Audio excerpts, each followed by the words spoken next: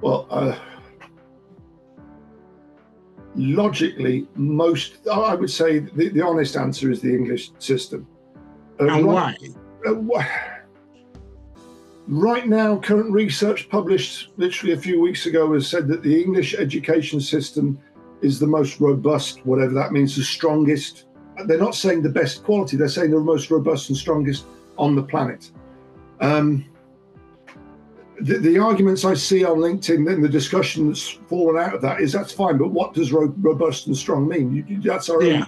That's our own. I was going to ask you that question. Yeah, I was going to say, what does robust mean? We're top of the list of something, and that's good. That's good. That's good. We're top of the list of something. But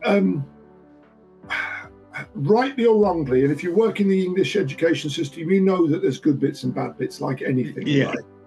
But having worked in many other countries, I would say that for the most part, we have good intention here. Good intention. We don't always pull it off. We're absolutely not perfect, but no one is perfect. No institution on the planet is perfect. If you think you are, there's something inherently wrong with your thought process. So I would say that we have the ability to be, in general, to be honest with ourselves and reflect. And I think that closing of the loop, that reflection, evolution, move forwards, is something that's missing from a lot of other countries. And I'm not saying every country at all. I'm certainly not going to point fingers. Certainly everyone I work with right now, he says, protecting his contracts, are all very reflective. And that's important. But certainly in the past, some countries reflect less. There's less of an opportunity to go, well, hang on, that worked and that didn't. I wonder why. It's more of this is the way we do it and we're always going to do that. And, it's the way it is kind of thing, which is a shame. But I'm not here to talk about the bad ones. I would just say the English system is pretty good. Sometimes we're a bit hard on it, but it's pretty good. The intent is good. And certainly, hey, I grew up in it for the most part. I was also educated overseas, but for the most part, I grew up in it. So obviously it had an impact, going back to your question. And yes. I deliver it, which means I wouldn't deliver something I didn't believe in terms of my own personal integrity. So, yes, I think the English one. And maybe that's a bit of a cop-out of an answer, but it's the honest answer. Very well. And is there a missing link in the British educational system that needs to be filled in? Is there a missing link you can see? Yeah. And this is, I'm sorry, guys, everyone watching at home, you're going to be bored of me saying this, but AI is the obvious thing. AI is out of the box. It's not going to go back in. There was a knee-jerk reaction from higher education, or education in general, I would suggest, a few years ago, where it's the work of the devil. We can't have anything to do with AI. It's not that easy, It's out here now. We can't put it back in the box. It is the most incredible of tools. We should be encouraging students to use it, to use it with robust integrity, with an honest approach, and being transparent about its usage, not hiding away in corners and using it and hoping they get away with it. We've created this kind of culture of secrecy around it, actually. We've created it. It's going back to transactional analysis is the theory, that we're driving this as much as the students are. This notion of hiding it away. I mean, in the good old days, all we had to worry about was plagiarism, of course, copying and yes. In the good old days, and that was relatively easy. AI, there isn't AI detection software on the planet that 100% works. So I'm always worried when we see students getting an AI, I'm turning it in, for example, it says AI use 60%. Okay, they've used Grammarly. Are we going to really kick them off the course for using Grammarly or something like that? Of course. There's no software that works 100%, and if there was, in an hour and a half's time, it would be out of date. So why are we worrying about that? What we need to be doing is teaching students how to have integrity, and I think that is teachable, and showing them how to use it properly, in terms of acknowledging things in a reference list, for example. Such an amazing, powerful tool. Now, the problem is, I'm going to give you a specific example here. Relatively recently, and I'm not going to name any institutions here, but relatively recently, I decided to play around with the idea of AI as a tool for marking. Talk about students using it. And I talked to my peers at this institution and said, Why are students having all the fun? Why aren't we using this? Again, Yeah. I go back to my previous points. I want my academics to be sat in front of students, mentoring, coaching, leading, educating, changing lives is what I want them to do. Yeah? Yeah. I don't want to spend 2 weeks locked in front of a computer marking scripts. There's no value in that for me, really. I could pretend there is, but there isn't. So I decided I would get AI to do some marking. So we had 100 scripts, and I got the academic to mark them manually, the old-fashioned way. And we generated 100 marks. So in other words, the purely subjective way that we mark as human beings. Yes. Got its fault. I then took 20 of those scripts and spent best part of a day, and my colleagues spent the best part of a day putting prompts in, refining the prompts, uploading course material, a very complicated process. And then we went click, and it marked 20 scripts in about 3 seconds. Now, it would have done 100 in, let's call it 30 seconds. And let me tell you something. I looked at the feedback for one student, 3 sides of A4, granular feedback by learning outcome, granular, bang, bang, bang, bang, beautifully structured, every grade justified. It was a thing of beauty, Chuma, thing of beauty. None of us have the time to do that, even if we wished we had the time, wished we could. We physically couldn't. It would have been 2 or 3 hours of our life to create that feedback for that one assignment. I then took those 20 scripts and I showed them to the external examiner. Yes. Quality check. And I didn't tell him it was AI checked.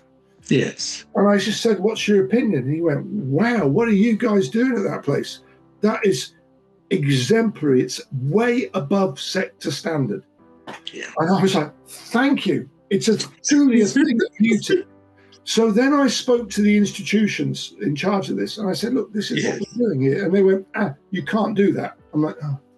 And it was just that no approach, that gatekeeping no approach. So I said, okay, fine, explain why. And this sneaked up on me. And I did a bit of research as well on this. And the thing is, in the UK, for very good reason, the views and opinions of an academic are protected in law. So in other words, if I mark your work and you disagree with my grade, unless I've added up the subcomponents, so there's an arithmetic issue, you can't argue the grade. Yes. Because it's my opinion and that's it. Now, if you found out that AI had marked that work, you could spend weeks arguing about it. You could take me to court. You could do what you like. We'd never get anywhere. We'd never get a set of grades agreed anywhere. And I was just like, oh, great. So once again, regulations and kind of the theoretical construct of academia is holding back progression to a point. Now, please don't get me wrong. I'm not some big kind of evangelical, we should be using AI for marking. What I'm saying is it could be contributing to the marking process. Because I think a hybrid approach of human meets AI, some kind of weird chimera creature here, human and AI combined could do a really good job of marking. I think AI could produce granular feedback on an assignment that's been designed to help it do that. Yes. And I think a human being could add a lot of humanity to the feedback, which is what we want to give. We want to give developmental, constructive, friendly, warm feedback, or else students are just going to be so demoralized they'll just leave and no one wins. So I do think AI is the thing right now that is freeing us and strangling us simultaneously. Is that the future of education? I don't think it could be anything but. And I've read articles recently in the Telegraph saying the notion of university has gone out the window. Universities should just go because we're not testing anything anymore because AI is here. And how can we know that a student has done the work? And they're saying we should go back to old-fashioned end of unit or midterm or end of unit exams. Yes, that would allow us to honestly look at an individual's performance. It would allow us to assess their performance of answering exams, not to create critical arguments and things like that, just to answer exams effectively, which I think exams should be illegal, full stop. I don't think they're a suitable assessment tool at level 4, 5, 6, 7. That's just my opinion, but there you go. Yes. Would you think that with the era of AI, would you think that there are ways that students, even with working with AI, they can actually be tested on their own without the help of AI? Because AI can write essays, AI can do all kinds of things. Which ways do you think the students can be assessed I mean, without AI there are interfering? some fairly standard answers to this, but I think it depends on the type of module. I mean, if you're doing an accountancy or a mathematics paper, for example, where you have quite binary answers, so not but yeah, but yes or no, right or wrong, multi-choice kind of answers, then the short answer tests are quite useful. Okay, or multi-choice or short answers. But then when you get onto the bigger kind of report, essay kind of answers that we would expect at MBA, at master's level 6, then that's when the difficulties come in. I'm going to tell you about a conversation I had with a good friend of mine over dinner a few months ago. He's a professor of surgery at a university hospital. And he was saying that their assessments are obviously a mixture of practical, which I was reassured about, and theoretical written papers. So I said, okay, I have no interest in the practical in this context. That's not going to help me. Tell me, what do you do for your theory papers at all levels? Expecting him to tell me there was some kind of continuum. And he said, at all levels, they use multiple choice. And I was multiple choice. So levels 4, 5, 6, all the way up to the medical doctor, MD level, yeah? And then he explained to me, he said they take ages to create because they create multiple choice papers where every answer is correct, but one is more correct than the others. One best answer. Wow. So it's the most correct answer. Yeah. Now, that's quite scary. He said they compile those papers. They have a panel of people, a committee that comes together, tea and biscuits, and it takes them hours to create those banks of questions. But once they've created them, they get some value for a few years. They mix them up, that kind of thing. And I thought about that for a while. I thought, yes, there's a lot of ground there. There's a lot of interesting points. Now, the interesting thing is, in the kind of business function areas, going away from medical stuff, it's generally regarded that multiple choice papers shouldn't be used after level 4. And people that are using it at level 6, I don't think it's a regulation, but it's kind of an unwritten rule. People that use it at level 6, institutions that use it at level 6, really kind of frown on that, or are frowned upon by other institutions. Yes. But he's saying, and it was a very good university hospital, that they use it at all levels. And I was like, well, I was really reassured by this, because the concern is that you're going to have a surgeon that's passed his exams using AI or her exams using AI. Yeah. Cutting your leg off or fixing a problem, and they're not qualified at all. So it makes our subject area look quite pathetic by comparison. This is really important stuff, yeah? So if it works for them, I'm sure we could make something in the business function area work like that. I like that. Yeah. But it does work. It does work within the medical field. They call it the single best answer. Absolutely. SBAs, Yeah. So if it's working for the medical profession, it should work for other. Yes. I mean, not in every instance. Not in every instance. Another thing we do is that kind of idea of continuous assessment, where you are assessing throughout a program, maybe 1 or 2 or 3 small micro tests. Could be a conversation, could be a quick multi-choice paper. And then you have so that could cover 20, 30% of the grades with a larger substantive assessment at the end. Would that not lead to over-assessment? It could do, but you should still be working within the parameters of the advice that the institution gives. So, for example, if you had one assessment at the end that was 4,000 words, and you wanted to put 3 small papers in worth 10% in the middle, then each one would be notionally equivalent to 400 words. And then you would reduce that 4,000 words down to 2,800 at the end.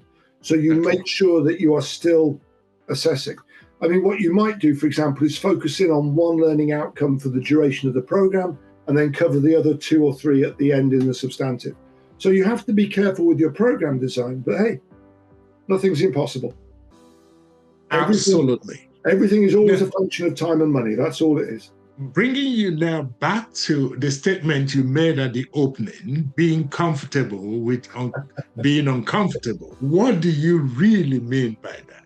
Well, in the same way I've touched on my opening statement to students, I'm going to talk to you about my closing goodbye. So it's very emotional. I've got 100 students in front of me. This is our last session, ladies and gentlemen. And I tell them a couple of things. If you put all your eggs in one basket, you could be the best manager working for the best business in the best market on the planet. The external environment changes, big surprise, you don't have a job. And these days that tends to happen like that. COVID's a prime example, changes of policy, politics, whatever. Stuff happens. So you could be the best manager on the planet and suddenly you could not have a job. So putting all your eggs in one basket, I think, is a very high risk strategy. I work for several institutions and have done for many years. It keeps you busy, it keeps you honest, it keeps life interesting. But hey, it's a lot of hard work too. But to do that properly, you need to be transparent with your employers so everyone knows who everyone else is. You need to have clearly defined boundaries. On my table here, I have literally different laptops for different organizations, because I know if I do it all on one laptop, I will send an email meant for someone to someone else, because I know me. I will. I'm sure you've done it. Yes. Yeah. So I literally close a machine, open a machine. Demarcation is totally important. So that's the one bit of advice I give. Now, the second bit of advice I give is stay uncomfortable. So I tell them, I say, look at the color of my beard. Obviously, I'm an old man now in my 50s. Yeah. So from the age of 20, whatever you are, 21, 22, 23, until you're my age, never say no to a bit of work if you possibly can. If someone says, do you mind doing a conversation? Do you mind doing a 5-minute presentation to the senior management team? Do you mind doing this pitch to this company?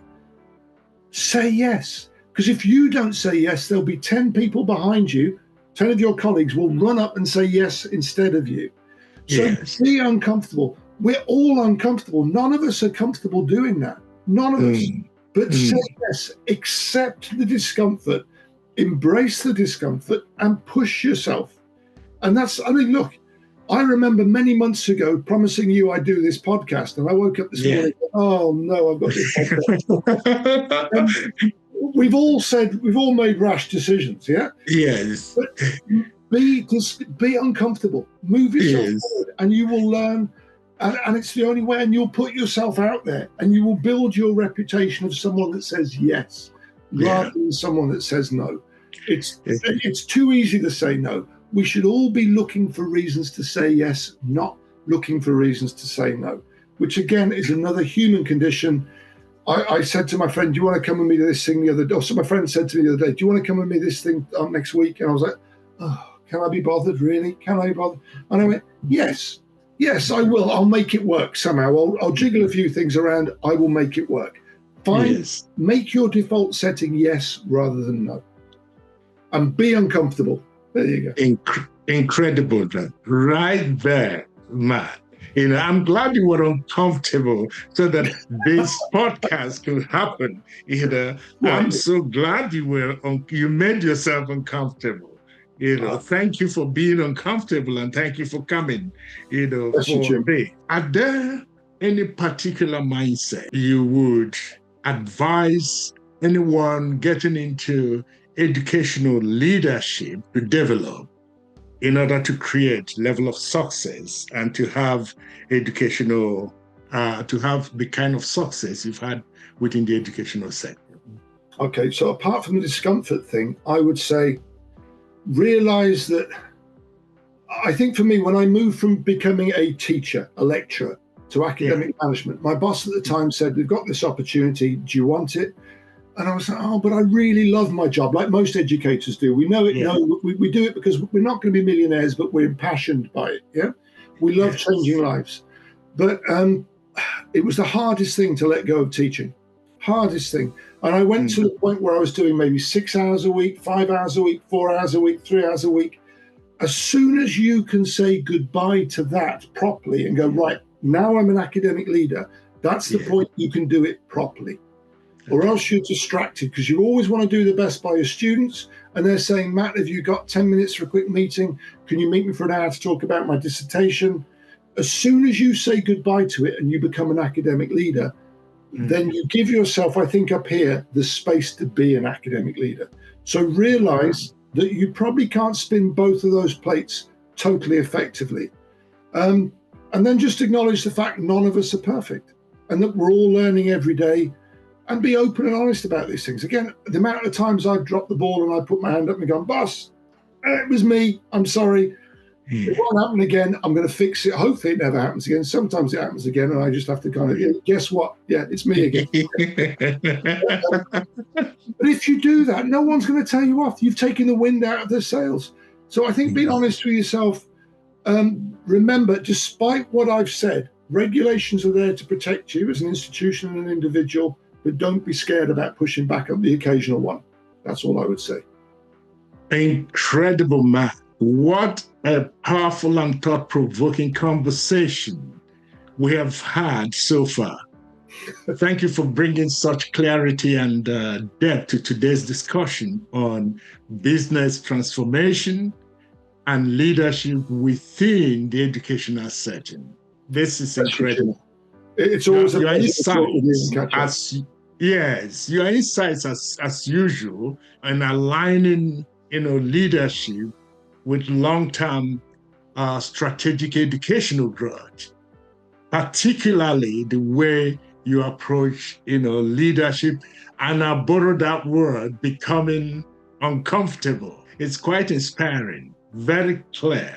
My pleasure. I will not ever see a book you've written called that. That's all I'm saying. The art of being uncomfortable. I'm going to write a book on that.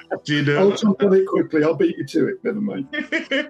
No, that's your trademark, Matt. Nobody's going to take that away from you. It's your trademark. Now, before we close, Matt, is there a final thought or piece of advice you would like to leave with our listeners, especially those navigating complex educational landscape and preparing for their next phase of growth?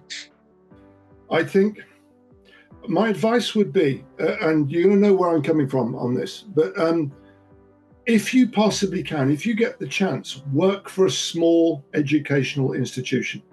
A small university, higher education, small university, be it private or public, a small one that's gone past being family, but is just on the early days of scaling. Yes. And the reason I'm saying that is, in a big institution, you won't really understand the whys and wherefores of decision processes. You won't be involved in the behind the scenes action that's going on. You'll just have a job to do and you will do it. And you're just a small cog in that machine. Yes. When you work for a smaller institution, you will be involved in committees, where the decisions are made. And when you see how the decisions are made, especially in the UK, and I think it's one of our strengths, how the governance process works and the quality process supports everything else, then you have an appreciation for the quality of the product that you provide. So that's what I would say. Honestly, if you ever get the opportunity, don't be afraid of working for a smaller business. Because I'll take that to heart. That is a golden piece of advice there that you don't get every day. You don't get every day. Now, and guys, reach out and connect with me on LinkedIn. I'm always here to offer advice. I don't charge for a quick conversation. It's fine. I was going to say that to our listeners, to say, if you need to catch up with Professor Cooper for all the wisdom and insight he has shared here, Matt, how are they going to link up with you?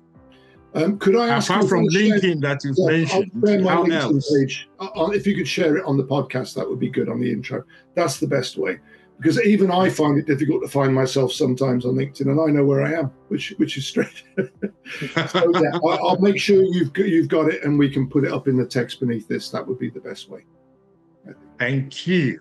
Now, to our listeners, if this episode gave you anything or something to reflect on or act on, please subscribe and leave a review and share it with someone in your network who's passionate about their educational journey.